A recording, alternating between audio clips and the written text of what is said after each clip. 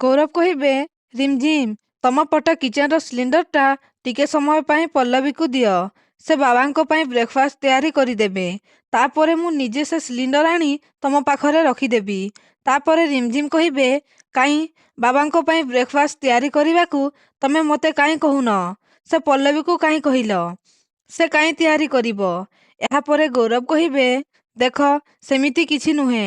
Actually କାଲି ପଲ୍ଲବୀ ବାବାଙ୍କୁ କହିକି ଆସିଥିଲେ ସେ ସବୁଦିନ ଖାଇବା ତିଆରି କରି ପଠେଇଦେବେ। ଏହାପରେ ରିମଝିମ୍ କହିବେ, ମିଛ କୁହନି, ମୁଁ ଭଲ ଭାବେ ଜାଣିଛି ଏସବୁ ମୋତେ ସେ ପଲ୍ଲବୀ ଆଗରେ ନିଚା ଦେଖେଇବା ପାଇଁ କରୁଛ। ତାପରେ ପଲ୍ଲବୀ କହିବେ, ନାଇଁ ସେସବୁ ନୁହେଁ ଅପା, ତମେ ଦାଦାଙ୍କ ପାଇଁ ରୋଷେଇ ତିଆରି କରିଦିଅ, ସେଇ ଏକା କଥା। ତାପରେ ରୁବି ଆସି କହିବେ, ରିମଝିମ୍ ହାଇକମାଣ୍ଡଙ୍କ ପରମିଶନ ମିଳିଗଲା, ଏବେ ବିନୋଦଙ୍କ ପାଇଁ ରୋଷେଇ କରିଦେ। ଏହାପରେ ରିମଝିମ୍ କହିବେ, ମୁଁ କାହା ପାଇଁ ରୋଷେଇ କରିବା କିଛି ଦରକାର ନାହିଁ। ମୁଁ ବହୁତ ଭଲ ଭାବେ ଜାଣିଛି ବାପା ଠିକ୍ ଅଛନ୍ତି।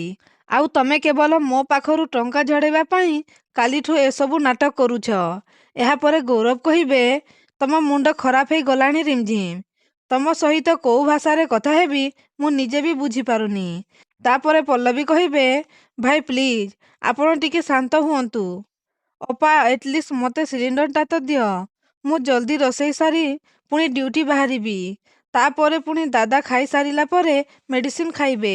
ଇଟ୍ସ ଅର୍ଜେଣ୍ଟ ଅପା। ତାପରେ ରୁବି କହିବେ, ଦେଖ ପଲ୍ଲବୀ, ଆମେ ତତେ ସିଲିଣ୍ଡର ୟୁଜ୍ କରିବା ପାଇଁ ଦେଇଦେବୁ, କିନ୍ତୁ ତୁ ଭଲ ଭାବରେ ଜାଣିଛୁ ମାୟା ଏକଥା ଜାଣିଲେ ଅପସେଟ୍ ହେବ। ଗୋଟେ ଭଲ ଘରେ ତୁ ପୁଣି କାହିଁକି ଅଶାନ୍ତି ସୃଷ୍ଟି କରିବାକୁ ଚାହୁଁଛୁ କହିଲୁ? ଏହାପରେ ପଲ୍ଲବୀ କିନ୍ତୁ ରୁବି ମାଉସୀ କହୁଥିବେ ଆଉ ରୁବି କହିବେ, ଆଇ ଏମ୍ ସରି, ମୁଁ ତତେ ସିଲିଣ୍ଡର ନେବାକୁ ଦେଇପାରିବିନି। ଏହାପରେ ପଲ୍ଲବୀ କହିବେ, ଏବେ ମୁଁ କ'ଣ କରିବି? ତାପରେ ରିମଝିମ୍ କହିବେ, କେତେ ଚାଲାକ ତୁ ପଲ୍ଲବୀ। ଅନ୍ୟମାନଙ୍କର ଜିନିଷ ବ୍ୟବହାର କରି ନିଜକୁ ମହାନ ଦେଖେଇ ହେବା ଗୁଣ ତୋର ଆଜି ପର୍ଯ୍ୟନ୍ତ ଗଲାଣି। ଅଲଗା ରୋଷେଇ କରି ନିଜକୁ ମହାନ ଦେଖେଇ ହେବାକୁ ଚାହୁଁଛୁ? ତାହେଲେ ନିଜ କିଚେନକୁ ଠିକରେ ମ୍ୟାନେଜ କରିବା ଶିଖ। ଆଉ ବାକି ଏଇନେ କ'ଣ କହୁଥିଲୁ ତୁ? ଡ୍ୟୁଟିକୁ ଯିବୁ, ଅର୍ଜେଣ୍ଟ ଅଛି ନା?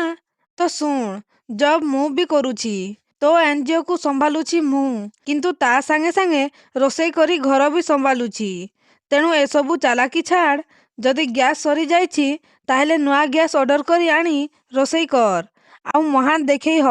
ତାପରେ ଗୌରବ ରାଗିକି ରିମଝିମ୍ କହି ଯାଉଥିବେ ଆଉ ପଲ୍ଲବୀ କହିବେ, ଭାଇ ପ୍ଲିଜ୍ ଆପଣ ଅପାକୁ କିଛି ବି କୁହନ୍ତୁନି। ଏହାପରେ ଗୌରବ କହିବେ, ପଲ୍ଲବୀ ବାପାଙ୍କୁ ଠିକ୍ ସମୟରେ ମେଡ଼ିସିନ ଖାଇବା ଦରକାର, ସେ ଅପେକ୍ଷା କରିଥିବେ। ତାପରେ ରୁବି କହିବେ, ଏକ୍ଚୁଆଲି ରିମଝିମ୍ କଥା କ'ଣ କି ପୋଲିସ ଡ୍ୟୁଟି କରି କରି ଘରକୁ ଫେରିଲା ବେଳକୁ ପଲ୍ଲବୀ ବହୁତ ଥକି ପଡ଼ୁଛି। ସେଇଥିପାଇଁ ତା କିଚେନରେ କେତେବେଳେ ଗ୍ୟାସ୍ ସରିବା କି ପିଲର ଦରକାର ସେ କଥା ସେ ଜାଣିପାରୁନି। ଏହାପରେ ରିମଝିମ୍ କହିବେ, କିନ୍ତୁ ରୁବି ଆଣ୍ଟି ନିଜ ସ୍ୱାମୀର ଖାଇବା ପିଇବାର ଧ୍ୟାନ ରଖିବା ଦରକାର ନା।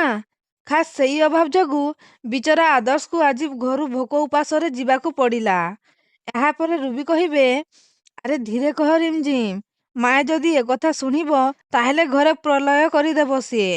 ତାପରେ ପଲ୍ଲବୀ ରୁବିକୁ ରାଗିକି ଚାହୁଁଥିବେ ଆଉ ରିମଝିମ୍ କହିବେ, ରୁବି ଆଣ୍ଟିଙ୍କୁ ଏମିତି ଚାହିଁବା ଦରକାର ନାହିଁ ପଲ୍ଲବୀ। ନିଜ ଭୁଲକୁ ନିଜେ ଚିନ୍ତା କରିବା ଦରକାର। ଗ୍ୟାସ୍ କେତେବେଳେ ସରୁଛି ସେ କଥା ଆଗୁଆ ଜାଣିବା ଦରକାର।